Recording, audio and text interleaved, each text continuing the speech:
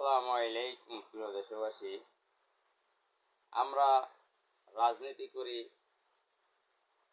আমাদের মতের বিরোধিতা হলেই আরেকজনকে আমাদেরকে তুচ্ছ তাচ্ছিল্য, তার বিরুদ্ধে মিথ্যা বানোয়াট কল্প কাহিনী ছড়িয়ে তাকে হেয় প্রতিপন্ন করা, এটা তো কোনো রাজনৈতিক দলের নেতা কর্মী সমর্থকদের কাজ হতে পারে না। এটি হচ্ছে একটি গৃহীত কাজ, এটা ইসলাম সাপোর্ট করে না এবং রাজনীতিতেও এগুলো গ্রহণযোগ্য নয়।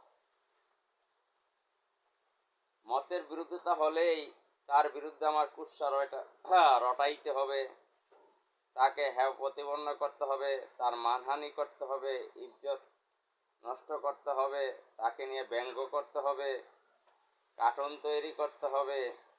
এগুলো কোনো সুস্থ মানুষের কাজ নয়।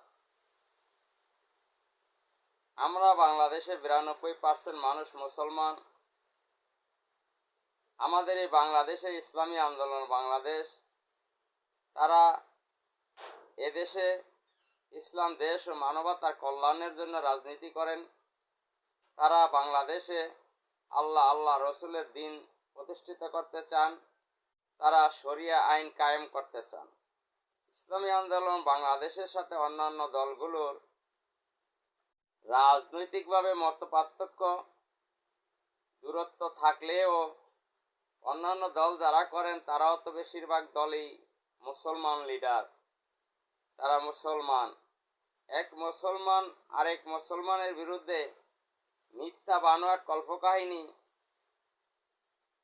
হ্যাঁ প্রতিপন্ন করা, ইজ্জত হানি করা, এগুলো তো মুসলমানের কাজ নয় এবং এগুলো কবিরা গুনাহের কাজ।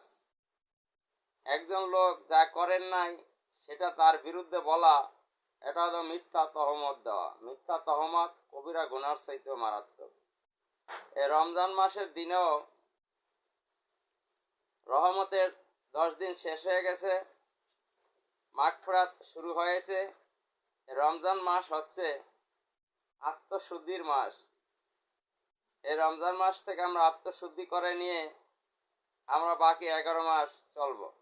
কিন্তু আমরা কি দেখতে পাচ্ছি, এই রমজান মাসেও একজন আরেকজনের বিরুদ্ধে মিথ্যা বানোয়াট কল্প কাহিনী কুৎসা রটাইতেছে। এটা আমরা কামনা করি না এবং এগুলা থেকে আপনারা বিরত থাকবেন, এই উদাত্ত আহ্বান আপনাদের।